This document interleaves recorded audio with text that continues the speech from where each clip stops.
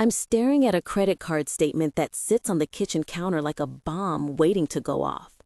$900 in 1 week, all at a high-end organic grocery store.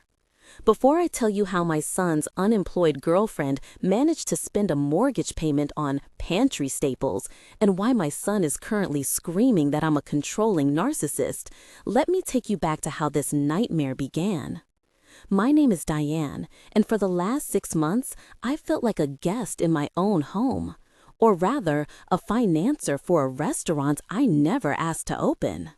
To understand how we got here, you have to understand my son, Jake.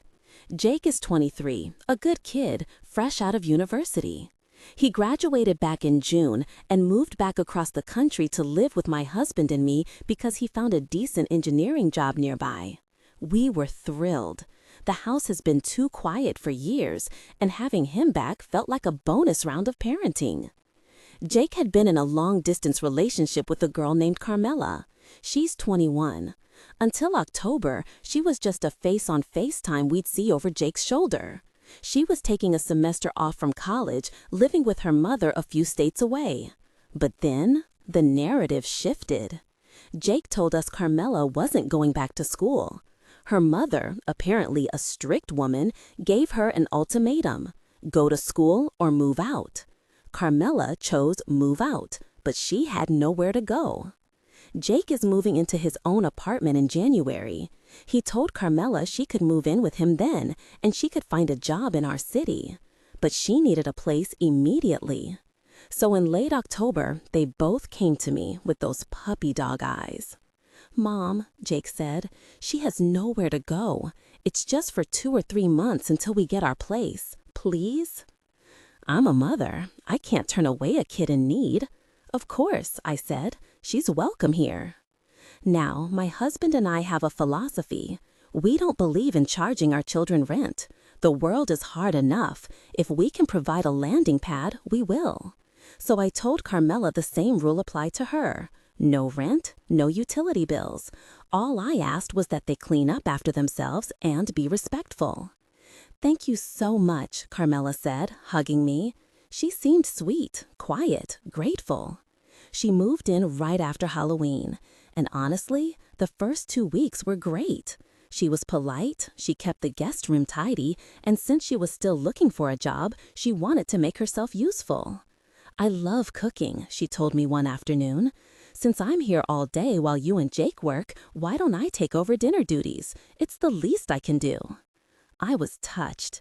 "That would be amazing, Carmela. Thank you." I gave her the household credit card, the one we use for groceries and gas, and told her just to pick up what she needed for the meals. And that was the moment I signed my own death warrant. The first meal was a lovely roast chicken, simple, delicious. We all sat around the table, laughing, complimenting her cooking. "You have a real talent," my husband said. She beamed. But then, the meals started to evolve. By week 3, we weren't having roast chicken. We were having distinctively culinary experiences. One night, it was pan-seared scallops with a saffron reduction. The next, it was Wagyu beef sliders, yes, Wagyu, with truffle aioli. I remember coming home one Tuesday, a random Tuesday, to the smell of something rich and earthy. "What's that smell?" I asked, dropping my keys. "Veal osso buco," Carmela said, stirring a pot that looked like it contained 3 bottles of wine.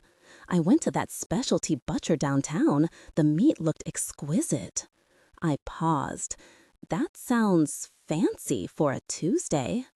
"Oh, I believe every meal should be an experience," she said with a bright smile.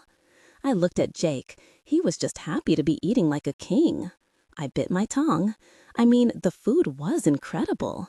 Who was I to complain about coming home to 5-star meals? But the atmosphere in the house started to change.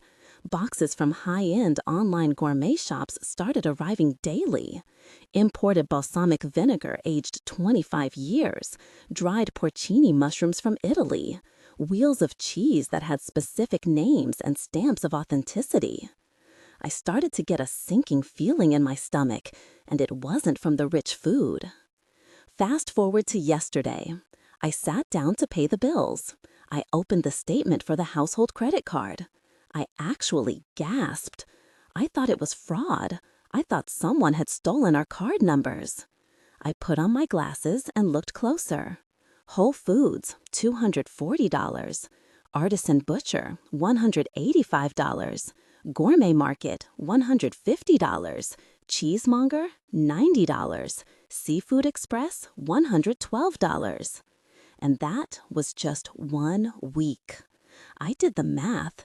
In the month Carmela had been handling dinner, our grocery bill had quadrupled. She was spending nearly $2,000 a month just on dinner ingredients for 4 people. I felt the blood rush to my face. I'm generous, but I'm not running a Michelin-star charity. I waited for Jake to get home. I called him and Carmela into the living room. I tried to keep my voice calm, but my hand was shaking as I held the statement. "Guys," I started, "we need to talk about the grocery budget." Carmela sat on the sofa, looking confused. "Is everything okay?" "Carmela," I said, "I appreciate the cooking. The food has been delicious, but I was looking at the credit card statement today. You spent nearly $900 last week on groceries." She blinked. "Well, quality ingredients cost money, Diane. I don't use processed garbage. I care about what we put in our bodies." "I appreciate that," I said, trying to be diplomatic. "But we can't sustain this. This is way beyond our normal means. We're eating better than we did on our honeymoon every single night." Jake chimed in, defensive immediately. "Mom, she's doing you a favor. She spends hours cooking. You come home and food is on the table. Isn't that worth something?" "It is," I said, trying to be diplomatic, "but not $2,000 a month. We need to scale back." I took a breath and laid out my plan. "Here is what we're going to do. I'm setting a budget. I'm comfortable with $150 a week for the 5 dinners you cook on weekdays. That's $30 a meal. That is plenty for a family of 4 if you shop smart. We can do pasta, tacos, casseroles, normal dinners." The room went silent. You would have thought I asked her to cook roadkill. Carmela's face crumpled. "A budget?" she whispered. "You want me to budget my creativity? I can't cook with those constraints. How am I supposed to make a proper reduction if I can't buy the right wine? How am I supposed to make fresh seafood pasta on $30? "You don't," I said. "You make spaghetti with meat sauce, like the rest of us." Tears started welling up in her eyes. "I put so much love into this. I thought you liked my cooking. I feel like you're treating me like a servant you're trying to stiff." Jake stood up. "Mom, seriously? She's unemployed. She's stressed. Cooking is the one thing that makes her feel valuable right now, and you're nickel and diming her?" "I am not nickel and diming," I snapped, my patience fraying. "Jake, look at this bill. This is absurd. I am not charging her rent. I am not asking for utility money. I am simply saying we cannot eat lobster and filet mignon on a Tuesday." "She's trying to impress you," Jake shouted. "She wants to be a part of the family." "Then she can be part of the family by respecting the family finances," I shot back. Carmela started crying, covering her face. "I just wanted everyone to feature happy," she managed to choke out. "I didn't know you were keeping a tally." "It's a credit card bill, Carmela, not a tally. The bank sends it to me." They stormed off, both of them. They went into Jake's room and slammed the door. For the rest of the night, silence. No dinner was made. My husband and I ate sandwiches in the kitchen, listening to the muffled sounds of them talking angrily upstairs. This morning, the atmosphere was glacial. Carmela wouldn't look at me. Jake left for work without saying goodbye. But here is where it gets worse. Around 4 p.m. today, I got a notification on my phone, an alert from the credit card company. Transaction approved, $215 at the organic grocer. My jaw dropped. After the conversation we just had? After the tears? I drove home, my knuckles white on the steering wheel. I walked into the house, and there was Carmela in the kitchen, unpacking 3 bags that cost $200. She looked up, saw my face, and froze. "Carmela," I said, my voice dangerously low, "what did we talk about last night?" She lifted her chin, defiant. "I already promised Jake I'd make his favorite tonight, rack of lamb. It was $40 a pound, Diane. I couldn't just get the cheap stuff. It would ruin the dish. I thought you'd understand that for a special occasion." "What special occasion?" I asked. "It's Tuesday," she said. I wish I was joking. She literally said, "It's Tuesday." I walked over, took the credit card off the counter where she'd left it. Instead, he looked at me with disgust.